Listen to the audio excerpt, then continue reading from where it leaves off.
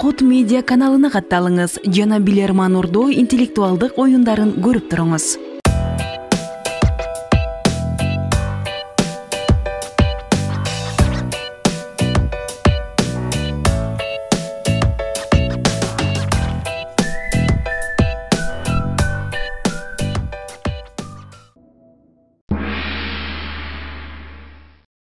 Assalamu alaikum, урматтуу телекөрүүчүлөр. Кутмандуу кечиңиздер менен интеллектуалдар. Кош келипсиздер. Айнагүл, мына биздин Билерман Ордо клубунун студиясына биринчи жолу олтурасыз. Өзүңүздү кандай сезип атасыз? Команда башкаруу менимче оңой эмес. Бирок ошентсе дагы сизге ушундай жоопкерчилик жүктөлүптүр. Маанайыңыздар жакшыбы, оюнга даярсыздарбы? Дұрыс ойынға даярбыз. Сүрдө бир аз толкундан коркуп атат, бирок команда жакшы даярдык менен келдик. Буюрса жакшы жыйынтыктарды көрсөтөбүз деген ниеттебиз. Капитан албетте иш оор, бирок бүгүн командамды жакшы ийгиликтерге алып келгенин дагы аракет кылам. Бул так аткарууга мен сөз берем. Командага ийгилик. Бул команда курамы бардыгы бир класстын окуучулары же ар кандай 9 класс бежи? 9 класстан ар кыл 9 классын алдык. Өзүмдүн классымдан 3 окуучу чыктык. Б класстан 2 окуучу, В класстан 1 окуучу чыкты. Немесе биз командага ийгиликтерди каалап оюнду баштадык. Эсеп болсо 0-0. Бизге жан кошулган телекөрүүчүлөр болсо, урматтуу телекөрүүчүлөр, көрөрмандар, биздин даректерди жазып алыңыздар. Чөнтөктөрдөн уюлдук телефондорду алабыз жана Инстаграмдын дарегин каттаңыздар. Билерман астыңкы сызыкча Ордо. Бул биздин Инстаграм дарегибиз. Катталыңыздар жана суроо жөнөтүңүздөр. YouTube'да биздин Билерман Ордо оюндарын жүктөйбүз. YouTube'дан Билерман Ордо деп издесеңиздер чыгабыз. Кут медиа каналында жана Билерман чекит ТВ күчүкчө mail чекит туруп биздин электрондук дарек.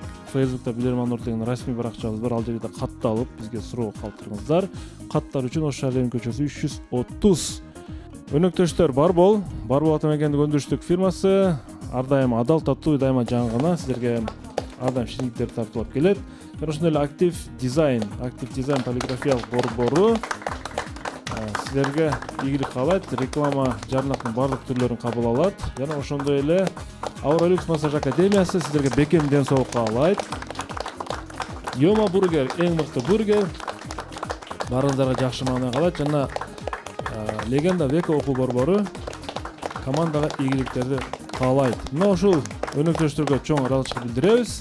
Жана биз оюнду баштадык. Эсеп 0-0. Биринчи раунд. Биринчи раунд. Оюндун эрежесин Айнагүл дагы бир жолу кайталап коеюн. 1 минутта гана убакыт берилет. Ар бир суроого 50 секундда болгондо сигнал берилет. 10 секунддун ичинде кайсы жоопту ким берет аныкташ керек. Капитан динамикалык өжөр оюнду жүргүзүңүздөр. Үмүт Акназарова Ноокат районунан сиздерге каршы суроо берет. Урматтуу билермандар, бир аз тарыхка байланыштуу суроо экен. Экинчи дүйнөлүк согуш учуруна барабыз. Сиздердин назарыңыздарда немец офицерлеринин фото сүрөт турат. Байкагаңыздардай беттери соо эмес. Беттеринде тырыктарды көрүп турасыздар. Эмне үчүн көптөгөн немец офицерлеринин балким ушул согушка тиешелүү офицерлердин же болбосо согуш тактикасында жүргөн офицерлердин көпчүлүгүнүн бетинде ушундай бир тырык болгон. Айрым бир маалыматтарга ылайык бул кандайдыр бир салттуу бир аракеттен уламда болушу мүмкүн экен. Минута кетти. Бул жигиттин көркү шрам дейт кала ошол эмеспи? Гитлердин ба бет неме болгондо. Жок, бул балким ушул салттуу нерседер ойлонуп көрбөйсүңөр дагы. Жок, бул эми мындай шрам болсо мындай батырдыктын белгиси катары. Жок, аскер улагында бул. Жоба согушка барып кел деген айнын жүрбөй бул. Алдыдан катары эгерде аркага кайта турган болсо, аркадан жаракат алса, мисалы үчүн алар коркоктук кылды дегендей маани болуп калат. Жоба неме эмес, согушта өзү неместер мындай. Балким бул мындай подготовкасы жакшы, ошо подготовкасында бар болсо керек да. Бордуна текшериш үчүн. Балким бул офицерлик учурга жетке чейинки сыноолордон өтүп анан келгендер арасында бардыр балким. Согушка барып келди эле болсо керек, согушка барып келген офицерлер эле болсо керек бул. Алар бир мындай звание алышат да. ооба канчалык шрамы чоң жана үчөөнүн шрамы мисалы ар түрдүү болуп алар турат да. звание алышат го ошо звание аларга чейинки ошол звание алып турган адам ушуларды ушундай кылса керекпи дейм. Жок, бул звание эмес, бул өздөрүнүн мындай батырдыгын көрсөтүш үчүн. Жогу барып туруп. Убакыт бүттү, Айнагүл. Командабыздан Кудайберди жооп берет. Жооп бериңиз. Негизи бул шрамдарды айта кетчү болсок, жигиттин көркү шрам дейилет. Негизи булар да ошол сыяктуу мындайча айтканда өздөрүнүн батырдыгын көрсөтүш үчүн мындай шрам коюп алган болушу мүмкүн. Мындай батырдыгын көрсөтүш үчүн. Өзүнүн бетине зулумдук кылышы мүмкүн дейсизби, батырдык көрсөтүү үчүн? Жок, мындай. Ошо согушка барып туруп жаракат алган, мисалы үчүн. Согуштан жаракат алган. Ооба. Жооп кабыл алынат. Согуштан жаракат алган. Туура жооп. Салттуу эреже дедим. Европадагы салттуу батырдык эрежелердин бири. Эмне болушу мүмкүн? Бул кылыч ташуу. Мисалы үчүн, кылыч ташуу назарда тута турган болсок, немец офицерлеринде ушундай бир салт болгон. Ошо мурдагы өздөрүнүн салттарын эле улай эле мына көрүп мониторго бир элементин берип атам, мисал катары. Булар кадимкидей 16-кылымдан бери Европада салтка айланып калган фехтование деген кылыч ташуу атайын дуэлге чыгышкан. Аскер башчылары дуэлге чыгып, ошо кылыч ташуудан улам беттерине ар кандай тырыктар пайда болгон. Бул өздөрүнүн батырдыгын сыноо үчүн. Бирок бул жерде согуш үчүн эмес, Кудай берди. Булар бизде да бүгүн улак келип атпайбы, бүгүнкү күнү улак. Ошондой эле өздөрүнүн дагы кылыч ташуу салтуу болгон. Эсеп 1-0 азырынча телекөрүүчү тарапка. Суроо ээси Акназарова Үмүттү биз куттуктайбыз. Жана телекөрүүчү тарапка 1 упай алып келди. Oyun ulantıladi, ikinci raund. İkinci raund. Aynagül, siz 9 класс экенсиз. Келечекте кесип тандоо ким болууну каалаймын деген чечип койгон болушуңуз керек. Ким болосуз, Кудайым буйрса? Буйрса мен журналист болом, журналистика жаатына барам. Бирок ошол эле учурда мен мугалим эле болгум келет. Анан мен кыялымда журналистиканы бүтүп, журналистика боюнча мектеп ачып, мугалим болуп, эки кесипти бир алып кетсе болот. Мен бирок журналистикага азыр көбүрөөк басым жасайм. Максатыңызга жеттиңиз. Мирлан Абдыразаков, Чүй облусу, Бишкек шаары сиздерге каршы суроо берет. Урматтуу билермандар, назарыңыздарда жердеги темир, кадимки адам баса турган жер бул, темир сеткалар турат, ошонун үстүнө таманга ылайыкташкан бир кандайдыр темир тамандарды көрүп турасыздар, жабыштырылган. Мындай дизайндагы темир решеткаларды ири мегаполистерде, Европада, балким Россияда, Америкада, коомдук жайларда, соода борборлорунан кездештирүүгө болот. Урматтуу билермандар, бул темир тамандар, темир издер кандай максатта коюлат? Барыш эмес бир жерде. Туалет биякта деп баягы Багыт көрсөтүш эмеспи? Болушу мүмкүн да, кандай Багыт көрсөтүш мүмкүн же баягы астына темир бул мен ойча. Неге темир койду? Сеткада болот. Муну арматура болуп турат, арматура. Ал жака суу кетет, айырда мындай ошол сетка балким бул жаш балдарга болушу мүмкүн. Туура басууну үйрөтүш үчүн. Туура басууну же бул аралык эмеспи? Неме сактап башка деген эмес. Балким дистанцияны сактап басуу дегенди деле түшүндүрөттүр. Жок, бул балким багыт эле болсо керек, багыт эле болсо керек бул. Эмне үчүн коомдук жайларда коюлат? Кандай максатта коюлушу мүмкүн? Мисалы, силер көргөндө эмнени ойлойсуңар? Контейнерге алып барыш үчүн мындай багыт да. Багыт берүү үчүн, бирок багыт ар жака алып барышы мүмкүн да, эмне каяка барышын билбейбиз. Жок, бул жаш балдарга эле неме жактагы баягы. Жаш балдар үчүн көрсөтүлгөн. Жаш балдар эмес, багыт эле болсо керек. Туура басууну үйрөтүш. Багыт эле болсо керек бул, Кудай берди. Табиятта эле бул. Жок, балким кээ бирлөрүлөр мындай туура эмес басаттыр. Жок, багытты көрсөтүш үчүн болсо керек. Ошо темирге эле темир саткан жерден ошо темир саткан багыт балким туура басуу. Убакыт бүттү. Айнагүл, кандай чечим келдиңиздер? Биздин командадан Тимурлан жооп берет. Тимурлан, Урматтуу алып баруучу, бул суроо, бул табандар багытты билдирет деп ойлойбуз биз баягы. Мисалы баягы немеге барсак, торговый центрлерге барсак, баягы туалет таппай калышы мүмкүн, ошого бул немелер багытты көрсөтүү үчүн пайдаланат деп ойлойбуз. Ажатканаларга дейсизби? Ажатканаларга Ажатканаларга атайын белги коюп, колдонот да. дуалдарга жазат да негизи ажаткана деп же туалет деп атайын белги катары беришет. Аны бардык эле жерде бирдей эреже коюлат агачы. Ошентсе дагы сиз бул ажатканаларга алып баруучу жол дейсизби? Жок, багыт катары дейт. Багыт. Тагыраагы кимдир бирөөлөр үчүн, кимдир бирөөлөр үчүн коюлат да, кимдир бирөөлөргө керек. Бул баарына деле керек эмес булчу. Макул, мен сизде оюңузду бөлбөйүн. Сиз ошол пикирге токтодуңуз, Ооба. Жооп кабыл алынат. Ордодо чоң билермандардан пикир сурап көрөлү. Кимде кандай вариант бар? Эрлан? Өзүңүздөр билесиздер, аял киши мындай шиш така менен басат дагы. Шиш така менен басып баратканда баягы бутун өзүңүздөр көрүп турасыздар, бул сеткаларга буту кирип кеткенде ошо бутун кайрып алышы мүмкүн. Ошондуктан баягы ошону бутун кайрып албаш үчүн максатында болушу мүмкүн. Атайын шиш такалуулар үчүн. Аялдар баягы шиш такалуулар үчүн. Түшүнүктүү. Пикириңиз өзгөрдүбү? Ооба, мына көрбөй калыппыз мына тешикти.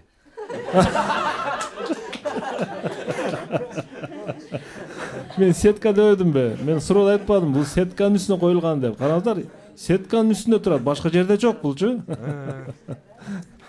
Мына, мындай да, мен жоопту кабыл алдым, Эрлан оюнда уктум. Эрлан оюнда жан бар. Шиш таканын дагы ийнедейин кийгендер бар да, ийнедей така коюлат. Өтө бир шиш болот алчы, ал бутту мындай кайрып алышы мүмкүн чындыгындачы. Шиш такалуулар такасы түшүп кетпес үчүн коюлган, урматтуу команда. 2-0 эсеп. 0 телекөрүүчүлөр тарапка дагы бир упай кетти. Суроо ээси Мирлан Абдыразаковду биз куттуктайбыз. Мыкты суроону тандап туруңуздар, урматтуу клуб. 3-чү раунд. 3-чү раунд. Илгиз мырза, бул окуучулар, сиз иштеген мектептин окуучулары, лицейдин окуучулардын буга чейин ар кандай интеллектуалдык тамашаларга булар катышып жүргөн. Азимбек Матраев Москва шаарынан сизге каршы суроо берет. Илгиз мырза, бул команда ошол мектеп лицейибиздин интеллектуалдык логикалык оюндардагы эң бир дасыккан, эң бир мыкты, эң бир логикасы жакшы өрчүгөн окуучуларыбыз. Андыктан бүгүнкү оюнга келип ушул жерде ойноо демилгесин дагы дал ушул окуучуларыбыз көтөрүп чыгып, анын арты менен ушул жерге келип отурушат. Бүгүнкү оюнда мен командага, окуучуларыма ийгилик каалайм. ийгилик каалайбыз. Урматтуу билермандар. Кытай иероглифтери тууралуу бир топ суроолор берип келебиз. Азимбек Матраев сиздерге ушул иероглифке байланыштуу суроо жөнөттүр. Бул сөз дейт, назарга тутулган сөз 2 иероглифтен турат дейт. Ал иероглифтин кыргызча мааниси дейт. Бул коркунуч деген маанини билдирет экен. Экинчи иероглифтин аталышы мүмкүнчүлүк деген маанини билдирет экен. Караңыздар, коркунуч жана мүмкүнчүлүк. Бул сөз бардык компаниялардын ишканаларынын тарыхында болгон. Жада калса Apple компаниясында дагы болгон. Урматтуу билермандар, эмне деген сөз бул? Кетти. Тобокелчилик. Коркунуч, мисалы үчүн. Ооба, коркоосуң бирок. Эгерде Америкага банкрот, iPhone үчүн. Жок, тобокелчилик болчу. Тобокелчилик кылсагынан кийин банкрот болот. Жок, тобокелчилик бул жакта коркууга мүмкүнчүлүккө байланыштуу сөздөрдү дагы издеп көргүлө, эмне кандай болушу мүмкүн? Бизden башка. Коркунуч. Мисалы үчүн эмнеден коркобуз? Тобокелчилик кылып атканда коркобуз сөзсүз түрдө эле. Бирок ошого жараша мүмкүнчүлүк да болот да. Ооба, мүмкүнчүлүктү тобокел менен жок, тобокелчилик. Катастрофа неме? Жок, катастрофа бул жака тиешеси жок го дейм. Россияда азыр тобокелчилик болчу. Көп компаниялар отказ берди. Ошондо эле Россия үчүн бул коркунуч анткени. Жок, бул тобокелчилик ошо. Биринчиден, экинчиден бул мүмкүнчүлүк. Россиянын өзүнүн компанияларын көтөрүшүнө мүмкүнчүлүк да. Демек тобокелчилик кылып алар согуш кылып атпайбы ошо? Жок, бул жакта бул маселеден чыккыла, бул сөздү табышыбыз керек. Ошо Айнагүл, эки сөздөн бир сөз келет. Коркунуч жана мүмкүнчүлүк. Кандай абалыңыздар? Өзүңүздөр жооп бересиздерби же ордого кайрыласыздарбы же бонус аласыздарбы? суроого командадан Кудайберди жооп берет. Кудайберди дүйнөлүк, мен айттым, дүйнөлүк бир топ компаниялардын тарыхында болгон, бүгүнкү күндө дагы болушу мүмкүн, ишканаларда да болушу мүмкүн, адамдын өзүндө да болушу мүмкүн бул. Бир сөз, кайсы сөз? Бул негизинен бир ишти баштап атканда коркосуң, ошол ишке мисалы үчүн биздин жооп бул тобокелчилик. Тобокелчилик. Тобокелчилик. Ооба. Тобокелчилик. Жооп кабыл алынат. Нурел, бүгүнкү күндө Россияда дагы бир нерсе болуп атат деди. Эмне болуп атат Россияда, Нурел? Мына Россияга азыр ошо Америка каршы чыгып, көптөгөн компаниялардын мындай отказ берди да. Мисалы үчүн жанакы эле Nike, Puma'ларын алсак, алар магазиндерин жапты, дүкөндөрүн жапкандан кийин бул биринчиден Россияга товар келбей калат, бирок экинчиден Россиянын өзүнүн мындай улуттук кийимдерин көтөргөнү ошо мүмкүнчүлүк да. Демек, мен туура жоопду айтып атам. Ошол сиз айткан мисалды ала турган болсок, белгилүү бренддер, аябай ири компаниялар ишмердүүлүгүн жаба турган болсо, кайсы бир өлкөдө ал өлкө үчүн кризисти жаратышы мүмкүн. Жана ошол кризистен улам ал өлкөнүн өзүндө кризистен чыгуу мүмкүнчүлүктөрү изделип чыгат. Бул сөз кризис болчу, урматтуу Нурел мырза. Кризис бүгүнкү күндө баардык дүйнөнү каптап жаткан кризис, тобокелчилик эмес. Кризис адамдардын мүмкүнчүлүктөрдү пайда кылат. Чыгыш керек кризистенчи. 3-0 урматтуу команда, 3-0. Азизбек Матраев Москва шаарынан бул суроосу менен телекөрүүчүгө дагы бир упай алып келди. 4-чү раунд.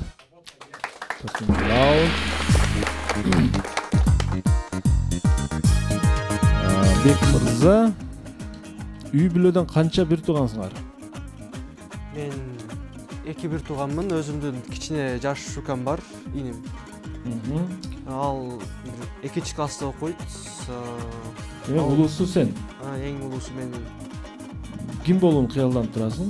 Чоңойгондо дейм, чоңоюп деле калдың, келечекте да? Мен өзү жаккан предметтерим бул английский, математика жана физика болуп саналат. Ошого мен ушул тараптан кетким келет. Али тандай элекмин, бирок ушул тарапта кетем да. Да, 2 жыл бар мектеп бүткөнгө чейин, Актив дизайндан суроо. Биздин өнөктөш сиздерге суроо берет. Белгилүү ислам аалымдарынын бири Хаттамул Асам рахимахуллох минтип айтат экен. Шашкан шайтандын иши деген сөз бар. Бирок мына бул төмөндөгү 5 нерсе буга кирбейт дептир. Ушул 5 нерседе адам шашыш керек дептир. Биринчиси, мейман келгенде ага тамак берүүгө шашыш керек. Экинчиси, кайсы бир мусулман адам каза болсо аны жаназасына катышууга шашыш керек, жерге берүүгө. Үчүнчүсү, кыз бала бойго жеткенде аны жакшы билүү сурап келсе, аны узатыш керек. Төртүнчүсү, кимдир бирөөдөн карыз болуп калсаңыз, аны төлөөгө шашышыңыз керек. Жана бешинчиси, эмне кылууга шашылыш керек, мусулман адам? Намаз окууга. Же болбосо бир мындай ыймандуу бала тарбиялоого да шашылыш керек. Намаз окуу бул парызда турабы, намаз окуу. Канча жаш кезиң? Үй бүлө куруу бул кызга келет. Жамаат менен намаз окууга шашылыш керек. Жамаатты кошпой эле адам канча эрте намаз окуп баштаса, ошончо бешке жакын болот. Демек бул намаз окуу деп ойлойбуз. Дагы кандай варианттар бар? Апанын сунактоо эмеспи? Эненин сүтүн бул кичинекеңден эле актап баштайсың да, мындай жакшы окуп не кылганың деле бул эненин сүтүн актоого келет да. Жок, ошол да, мындай бул бирок динге байланыштуу нерсени дагы ойлонуп көрбөйсүңөрбү? Дагы парыздарын аткарууга же дагы карыз жума намазга. Азанчынын үнүн укканда намаз окууга шашылыш керек. Намаз окууга шашылыш керек. Ооба. Дагы кандай варианттар бар? Оюңарды чыгаргыла дагы. Үй кой убакта эле мындай каза болуп калышы мүмкүн да, ошо эртеси эмне болот экенин билбейсиң, ошо ата-энеңмен көбүрөөк убакыт жүргүзүп анын сүтүн да актаа деген.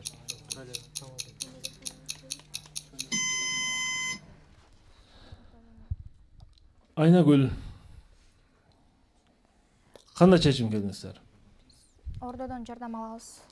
Ордодон жардам аласыздарбы? Караңыздар, мусулман адам кайсы бир эмнелер кылып коюшу мүмкүн, жана ошо жана эмне кылууга шашылыш керек, Урматтуу Ордо, 20 секунда кетти, жардам бериңиздер. намаз окууга дагы болушу намазда мандым ишин чыгып калса ал күтө турат. Бирок оозодо Садака бергенге сооп иш кылганга намаз дайым эле боло бербейт.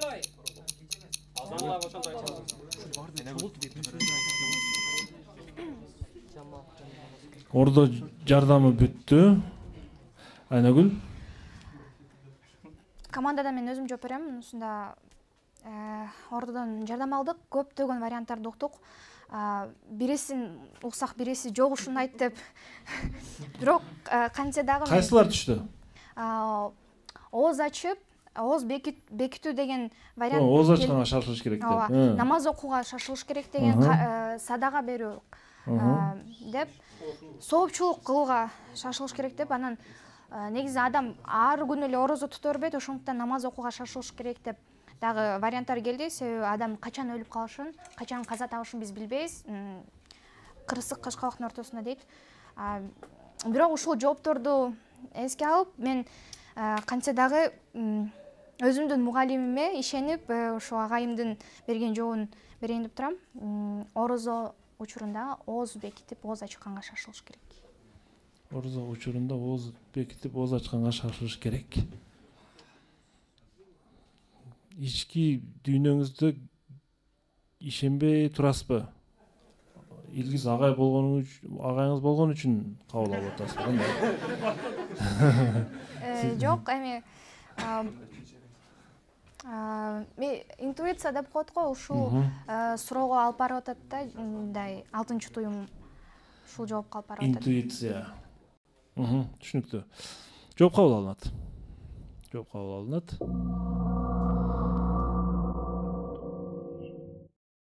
Алым жалпы көрүнүштөрдү, жалпы абалды назарга тутуп айтып атат да.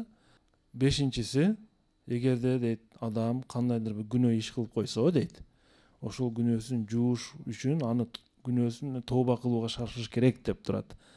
Тооба кылууга, балким намаз окуган деген вариант жакшыраак болчу. Айнагүл, намаз окууга шашылыш керектен бул күнөөсүн жууга же тооба кылууга шашылууга кирип кетет да. Намаз окууга шашыл дегениңиз жакшыраак болчу өзү. Мен 4-0 деймин. 4-0. Мунун артында да жакшылык болушу мүмкүн. Азырынча мен 4-0 деймин. 4-0 эсеп.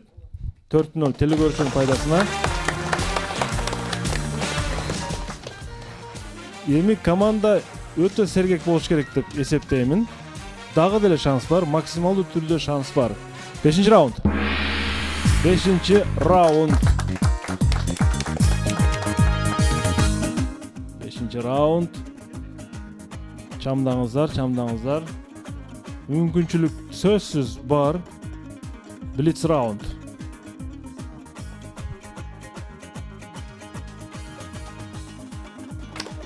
Жыйырма секундадан 3 суроо берилет, урматтуу команда.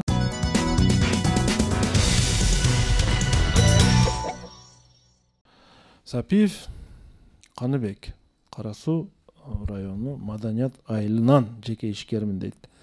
Силерге суроо. Европада үй жаныбарларынын дейт. Үй жаныбарлары эмне болушу мүмкүн? Ит, мышык, тоок болушу мүмкүн, Ошолордун жүндөрүн кайсы бир жерге, мисалы үчүн, же тооктун бир эмеси түшүп калса, же мышыктын, же иттин бир жерде бир жүнү түшүп калган болсо дейт, зымга же бийик жерлерге илип коюшат дейт. Бийик жерлерге илип коюшат экен атайын. Кайсы бир максатта да. Аларды бир себептен илишет экен да. Кимдер үчүн, же болбосо эмнелер үчүн илет? Аны бийик жерлерге илип коюшат экен да. Кетти 20 секунда. Эмне үчүн? Балким бар, мисалы бизде деген чаш жерге түшүп калса башыңы алып кой дейт. Балким ушундай эле нерселер аларда деле жүрөм. Жаныбарларга болгон. Иттердин баягы жүнөспөй калат деген эмес ба? Эгерде баягы неме болуп калса. Бул жакта балким мындай үрөм жүрө менен дагы иш алып барыштары мүмкүн да балким. Мисалы Аларда эле ырым-жырым негизинен. Ким жооп берет? Ырым-жырымдын тиешеси жок бул жерде. Бир максатта илишет, бийик жерлерге. Демек, алар кимдир бирөөлөргө керек. Ким жооп берет? Командадан мен өзүм жооп берем. Менин оюм, биздин оюбуз. Менин оюмча бул канаттууларга ошол бийик жерден алынган шерсть багы жүндөрдүн өздөрүнө уя жасоого ыңгайлаштырыш үчүн балким. Баракелде. Жооп туура. Биринчи суроонун жообу туура. Экинчи суроо. Абдырасул кызы Саякат сиздерге каршы суроо берет. Урматтуу билермандар, сиздерге бир фотону жөнөткөн экен. Өзү тартыптыр, өзүм ойлоп чыктым дейт. Эми албетте көрүнүшү бир аз коркунучтуураак көрүнүшү мүмкүн, бирок өзү тартыптыр, шашылып тартканбы? 90 жаштагы эненин образы экен. Көрүп турасыздар, таяк таянган, бүкүрөйгөн. Мунун үстүндө мен бир нерселерди бекитип койдум дейт. Мунун үстүндө бир нерселерди бекитип койдум, көп нерселерди бекитип койдум дейт. Урматтуу билермандар, мунун үстүндө мындай логикалык, философиялык жактан алганда эмнелер турушу мүмкүн? Бүкүрөйүп калып атат да бул. Жок, бул үй менен эмени турмуштун жүгү, балким турмуштун жүгүн көтөрүп ушинтип ийилип калганы. Жашоодогу опытка карап. Ооба, бул дүйнөнүн жүгүн көтөрүп атат да, ошого мындай ийилип калды. Мындай. Башында толук таяк. Жок, бул логикалык жактан алып атканда өтпөйбү? Түрдүү нерселерди ийилип койгон, атпайбы? Түрдүү нерселерди. Турмуштун жүктөрү. Турмуштун жүгү балким. Татаал. Эмнелер бар мунун үстүндө? Көп нерселер бар да, Айнагүл. 90 жаштан өткөндөгү эненин мындай образдык көрүнүшү. Бүкүрөйүп да калды. Айнагүл ким жооп берет? Мен оюмча, бул бүкүрөйүп калган, жашы деле 90 ашып калыптыр. Жашын бекерден айтпадым. Бекерден айтпадым да жашын. Жашын бекерден айтпадым мен. 90 жаш. Жок. Ошол жашка жете эле, Бул сүрөттөн көрө эле турабыз да, эми ошол жашка жетип эле калган адамдын сүрөтүн тартыптыр. Балким бул турмуштан алган опыт жүктөрү ошентип көтөрүп жүрөт деп ойлойбуз да, ушул жашка келген адам башынан эмнелер гана өтпөйт. Ар күндө 90-дан өттү. Убакыттын өтүшү ар бир окуяга карап. Убакыттын өтүшү. Мен сиздерге туура жообун көрсөтөйүн. Туура дагы бир сүрөт тарткан. Ошо үстүндөгү нерсесин алып коюп атадырчы, үстүндө эмнелер турганын биз көрөбүз. Булар мунун туулгандан баштап өзүнүн азыркы 90 жашка чейинки өмүр жолу. Мына караңыздар, демек ушунча жыл өттү мунун аркасындачы. Жыл өтүп ушундай абалга келди. Эми Айнагүл убакыттын өтүшү менен деди да, убакыттын өтүшүнө туура келеби бул сандар? Туура келеби? Клуб. Макул, экинчи суроону да кабыл алып турабыз. Канааттандырарлык. Үчүнчү суроо. Шайыр Жусупов, Баш Булак айылы, Ош облусу. Сиздерге каршы суроо берет. НАСА эл аралык космостук уюмунун логотиби. 1959-жылы негизделген бул логотип, НАСАнын эмблемасы. Логотиптин эмблеманын миссиясы тоголок форма, бул жер шарынын символу. Жылдызчалар болсо космосту түшүндүрөт. Кызыл канат болуп турат да, кызыл. Аэронефтиканы түшүндүрөт. Бул көк тегерекченин ичиндеги айланган тегерек орбита эмнени түшүндүрөт? Кетти 20 секундда.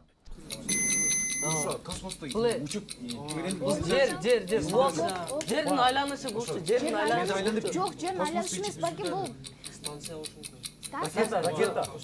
Жердин айланышы же болобу? Спутник болчу. Жери космос. Жердин айланышы. Жок, жердин айланышын ойлонуп көргүлө, багы. 1900 ракетадыр балким, ушул эме менен. Самолеттор космоско уча элек бирок.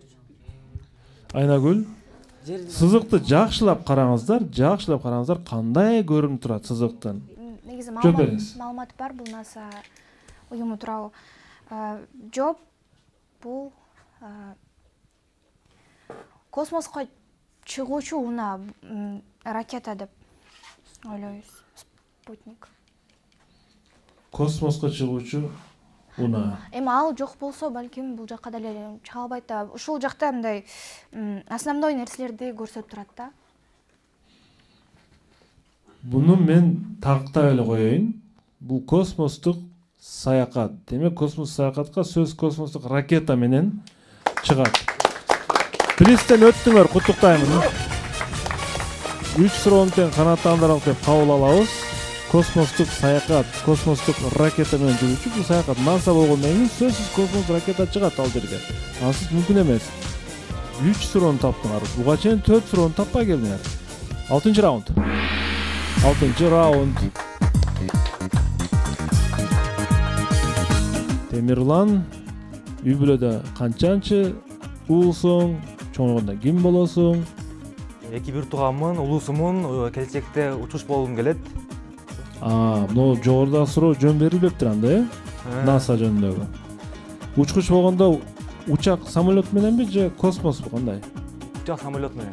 Самолет менен. Ош Бишкек, Москва, Стамбул, Дубай. Кудай кааласа. Тилегиңе жет. Бакыт Ташболотов Сузак район тургуну силерге каршы суроо берет. Урматтуу билермандар. Нью-Йорктогу Бруклин колледжинин дене тарбия мугалими Вернер Рот студенттерди сейилбакка алып чыгып, андан кийин аларга бадалдар өскөн түздүктөн максималдуу ылдамдыкта чуркап өтүүгө буйрук берген. Максималдуу өтө тез чуркап өткүлө деген. Бадалдар өскөн түздүктөн. Жыйынтыгында ал студенттердин кыймыл аракетине карап, чуркаганына карап, аларды спорттун 2 түрү боюнча бөлүштүргөн. Сен бул жака деп. Урматтуу билермандар. Вернер Рот жарыш учурунда максималдуу ылдамдыкта чуркап өткөн студенттерди кандай кылып бөлүштүргөн? 2 топко бөлүштүргөндө чуркап бүткөндөн кийин сен бул жака барышың керек экен, сен мындай кылышың керек экен деп. Бадалдар өскөн түздүк кетти минутта.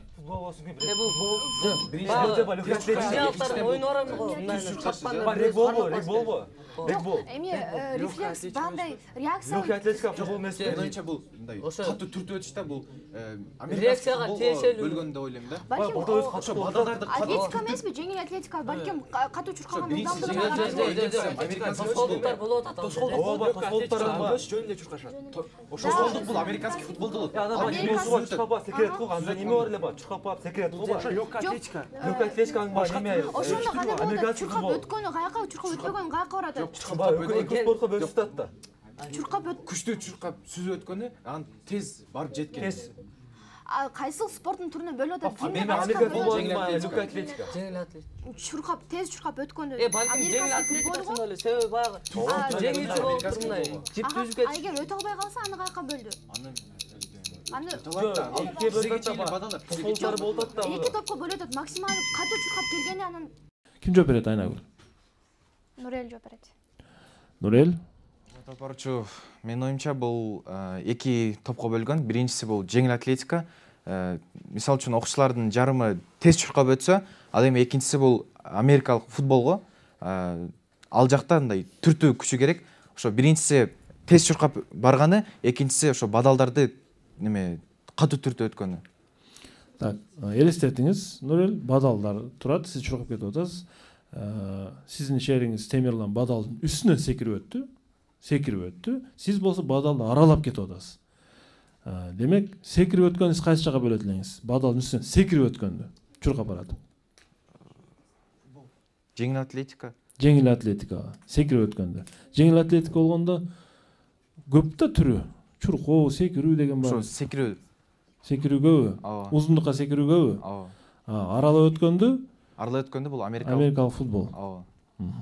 Жооп кабыл алынат. Өзүңүз кайсы түрүнө кызыгасыз спорттун негизи? Мен өзүм спортко кызыкпайм, мен көбүнчө ашпозчуга кызыгам. Кайсыга? Ашпозчу. Мен Азаматсыз. Спортчунун курсагы ачат да, туура. Спортчу курсак ачкандан кийин ашканага келет ал. Аны Нурел тосуп алат. Ал Нурелге кардар болот. Кайсы тамак жакшы жасайсыз? Жакшы көргөн сабагым бул англис тили жана ошо орус адабият. Тамактыбы? Тамактан кайсы тамакты жасай аласызбы азыр? Ооба. Кайсы тамакты жасайсыз? Тамак мен өзү биз мына үйдө жеген тамактарды мен аз жасайм. Өзүм кондитерский эмелерди көп жасайм. Торт, пирог. Жакшы. Анда чоң бир ишкана ачат экенсиз буюрса келечекте. Рахмат. Туура жооп. Туура жооп.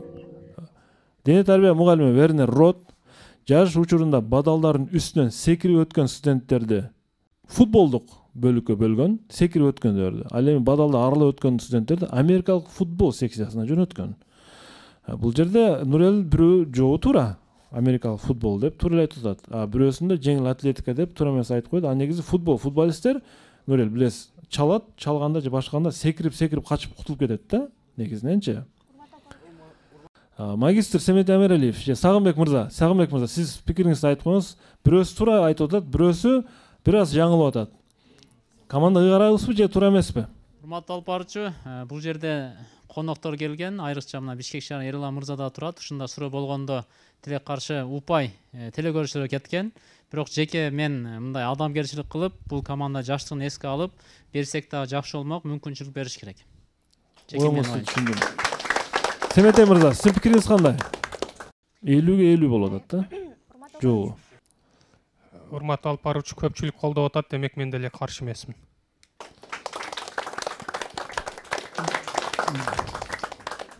Жаш билермандарды клуб колдоп атат. Эмне дейбиз? Кабыл алабыз. 4-2 азырынча 4-2. 4-2. Оюн улантылат. Бүгүн мектеп лигасы клубтун өтө чоң колдоосуна ээ болуп атат бул команда. Эми мындан бул жагы кандай болор экен? 7-чи раунд. 7-чи раунд. Нурелдин кайсы кесипти тандашын биз билип алдык азыр. Нурел, бирок үй бүлөдөн сиз чоңусузбу? Ооба, эң чоңмун. Өзүм 3-1 тууганмын. 3 тең ул. Эң чоңу сизсиз. Жакшы. Демек ошон үчүн дагы ашпозчулукту жакшы көрөт экенсиз. Үйдүн чоңу өзү негизи мындай бышыкыраак болот да, тамак кылган үйрөнөт, башка дегендей. Кайсы суроо келди? Калыс Темиркулов, Жети Өгүз району. Урматтуу билермандар. Сталин медалы жөнүндөгү суроо экен. Сиздерге мен азыр Сталин медалын биринчи көрсөтөйүн. Сүрөткө назар салабыз. 2 медаль көрүп турасыздар. Bir medal sol жақты қарап тұрса, bir medal оң жақты қарап тұрады. Урматтуу билермандар, бұл ошол Советтер Союзуна Сталиндин ордуна медальдардын бири. Суроо эмне үчүн Сталин медалында бири сол жақты қарап турат, экинчиси оң жақты қарап турат. Бул атайын ушундай куюлган бир максат менен. Кетти минута. Ошол учурда Германия менен согуш болгондо, Германия. Балким бул батыш менен чыгышка карап турган эмес. Медаль бир гана согуштун ардагерлерине берилбейт да турабы? Маданияттын кызматкерлерине дагы, мисалы, акындарыбызга дагы берилген. Кызыл мен жалып турган жазык бул. За наш победу деп мен оюнчу ошентип ойлойм. Ал эми мына баягы аскерлерге беркиси бар, маданий нелерге берген эмес. Балким эки жакка бөлүнүп берилгендир. Бирөөсү маданий иш-чараларга, мисалы, улуу жазуучу акындарыбыз деле бул медалдар менен сыйлангандары бар да. Медалдарды согушта баягы эрдик кылгандарга эле мына сыйлатагысы бар, маданий иш биз теңдик деп турат го наркы бетинде. Бул бетинде эмне болчу? Жок, неме карасаң, мына флагын карасаң, флагда согуштун флагы болуп турабы, мына карасаң. Бул негизи жеңиш күнүнүн аркасы баягы немелерге, маданий кызматкерлерге бериши мүмкүн. Бул ал жаракат алгандарга эмеспи? Бирөөсү ошо маданий эсердеги маданий. Балким согуштун ардагерлеринин өтүп кеткен туугандарына берилген нерседир. Балким медицина тармагында ошол убактагы кандай жооп? Айтам. Неме? Бул аскерлерге неме? Балким медиктерге да берилгендир ошол убактагы. Айнагүл, бир жак медалды мен бекитип койгом. Ал жерде жазууну бекитпесем, анда эмне үчүн алгандыгы билинип калмак. Бир жагы ачык эле турат. Бирок ачык турган жагы оң жак карап турат, жабык турган жагы сол жакты карап турат. Демек, эмне үчүн карама-каршы жакты карап турат? Кандайдыр бир эмелер үчүн да, эрдиктер үчүн дейбиз. Ким жооп берет, Айнагүл? Тимурлан. Урматтуу алып баруучу, бул мына оң жакта турган немелерге баягы медал согушта эрдик кылгандарга берилген, ал эми сол жакта турган мына боелуп турган неме медал маданий баягы эстерге баягы эмгек сиңирген жазуучуларга, акындарга берилиши мүмкүн деп ойлойбуз.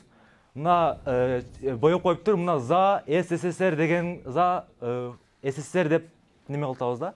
Демек, бекитилген жерде за СССР деген жазуу бар деп ойлойсузбу? Ооба, мына за Союз Социалистский Республики деп турат деп ойлойсуз? Ооба, эмгек сиңирген маданий иш немелерге берген да.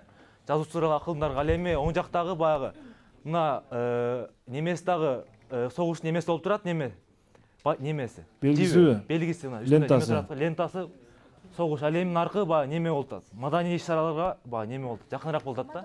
Маданий ишмерлергеби? Ооба. Жооп кабыл алынат. Демек, бирөөсү согушта көрсөткөн ийгиликтери үчүн жазуусу бекитилип турган медаль маданий ишмерлер үчүн деген. Жооп кабыл алынат. Сталин мезгилинде маданий ишмерлер канчалык деңгээлде сыйланды экен өзү? Бул согуштук киши болгон. Калыча эжеке, сизде кандай пикир бар? Эмне үчүн сол жак, эмне үчүн оң жак? Бул эмеге баягы жеңиш боло электе ошол менимче эмени карап турат. Европаны карап турат. Сталин жеңиш үчүн за нашу победу же за победу деген сөз бар окшойт жазуусунда деп ойлоп атабыз. Европаны карап турабы? Бекитилген жагында. Оюбуз. Анан дагы бир ой, бул за коммунизм дегендей бир ошо коммунисттердин да бир аралашмасы бар окшойт бул жерде. Эми урматтуу Алпарычу, мына сол жактагы өлгөндөн кийинки неме эмес, мына немесин картасыз баягы эстелик окшоп болуп турат да. Ал эми аркында форма менен тир мезгилиндеги медал окшойт. Менден сурап атасызбы? Жок, ушундай. Мен азыр айтам. Мен туура жок тааныс эле. Азыр айтам мен. Ойдун уктум, команданын оюн уктум, ордонун оюн уктум. Эмне үчүн сол жак, эмне үчүн оң жак дедим мен. Суроо ушундай берилди. Эмне үчүн сол жак, эмне үчүн оң жак. Мен эми сиздерге медальдардын оригинал көрүнүшүн көрсөтөйүн. Оригиналында эмне деп турат. Бир жагын биз көрүп алдык, экинчи жагы демек Япония, урматтуу билермандар. Чыгыш, батыш жана чыгыш. Сиздерде туура талкуу бар эле. Батыш жакты карап турат. Батыш жакты караганы биз жеңдик батышты деп атат. Чыгыш жакты карап турганы, урматтуу билермандар, Японияны жеңдик деп атат. Мынакей за победу над Японией деп турат. Япониядагы жеңиш үчүн берилген медаль. 5-2.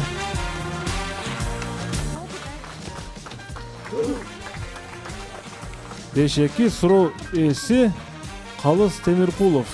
Биз куттуктайбыз. Магистрлер мыкты суроону эстеп тандап туруңуздар. Батыш жана чыгыш. Бул Сталиндин амбициясын сиздер билесиздер да. Кандай амбицияда болгон? Тегеран сүйлөшүүсүндө дүйнө бөлүнгөн. 4 өлкө дүйнөнү бөлүп алган. 3 өлкө. 3 өлкө башчылар, билесиздер, Японияга согуш бекерин ачылбаган. 8-раунд. Биз болсо бул жерден Орозгүлдү сөзгө тарталы. Орозгүл, манайыңыз кандай? Аябай жакшы. Жакшыбы? Сиз кагаз түрүндө жазып берип атасызбы да жоопторду? Жок. Ордого суроо. Сиздер катышпайсыңар буга. Ордо катышат буга. Урматтуу билермандар. Асылбек Камчыбеков суроо берет, Кызылкая шаарынын тургуну. Суроону угабыз. Урматтуу билермандар. Асылбек Камчыбеков Кызылкая шаарына сиздерге каршы суроо берет. Героиня Корагесана Бойлянын чыгармаларынын биринде баш каарман өзүнүн жазган романын угуу үчүн тааныштарын чакырат. Алардын арасынан кой терисин кийип келген бир тууганы анын кыжырын келтирет. Суроо: биз кой териси деген сөздү кийимдин кайсы түрү менен алмаштырдык? Мен 30 секунд эле берейин ордого.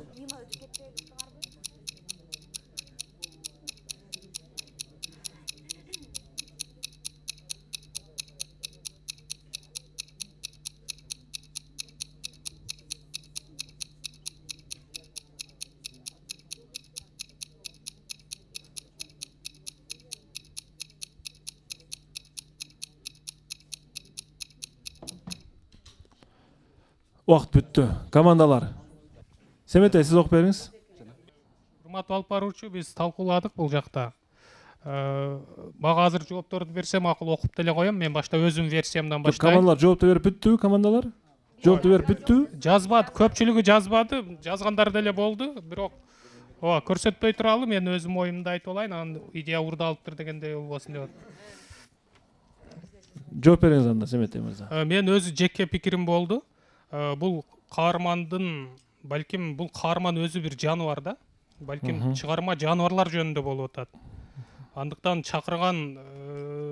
жана чакырылган коноктор дагы жаныбарлар келген да, окуп берген чыгарманы угууга дагы. Андыктан мен ойлодум, бул жерде карышкыр дегенди кой терисин жамынган деген сөз менен алмаштырдыңыз да. Түшүнүктүү. Ал жерде карышкыр болгон болушу мүмкүн. Сиздин версияңызды уктук. Так. Дагы бир жооп келиптир. Жолборстун терисин жамынган деген жөнүндө дептир. Түшүнүктүү. Бул кайсы команда экенин билбейм, бирок. Бул жакта команда айтыптыр. Бул жак Сагын Маманов айтып атыптыр. Түн кандай дедиңиз? Түнкү кийим, кечинде кийип жатуучу кийим деп. Пижама дейбизби, ошондой түрүн. Дагы бир Сооронбектин командасына келиптир. Чыккынчылык кийими дептир. Туура эле окудумбу? Чыккынчылык кийими кандай болот экен ал кийим? Билбейм аны, чыккынчылык кийим.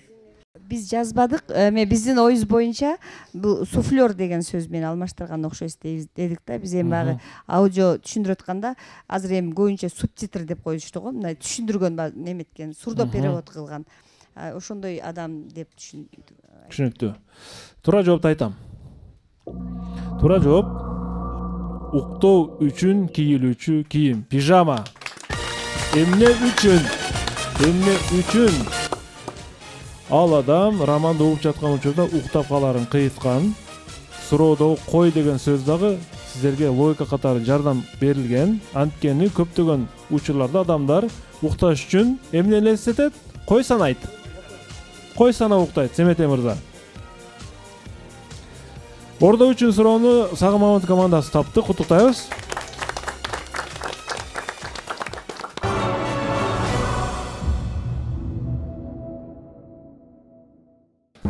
Айнагүл, эс алып алдыңарбы? Эс алдык. Аракет кылыңыздар. Өтө бир мындай назик абалында турат да. Эсепчи 5-2. Курсан Ахмедов Ош шаарынан. Биз дейт 4 ага инибиз дейт. Эмнелидир назарга тутуп айтып атат. Биз 4 ага инибиз. Үчөөбүз 1 жылда туулдук. Бирок экинчи биринчиден, үчүнчү экинчиден урматыбыз, кадырыбыз жогорураак дейт. Экинчиси биринчиден жогору дейт. Үчүнчүсү экинчиден жогору экен. Кадыры, урматы. 1 жыл өтүп дейт. 4-чү инибиз туулду. Туулду деген тырнакчанын ичинде. Ал адамдар арасында бизден дагы көбүрөөк кадыр бар тапты. Урматтуу билермандар. Мен эмнени назарга туттум дейт. Кетти минута. Мезгил эмес. Жок, кандайчы? Бул 4 нерсе деп атат.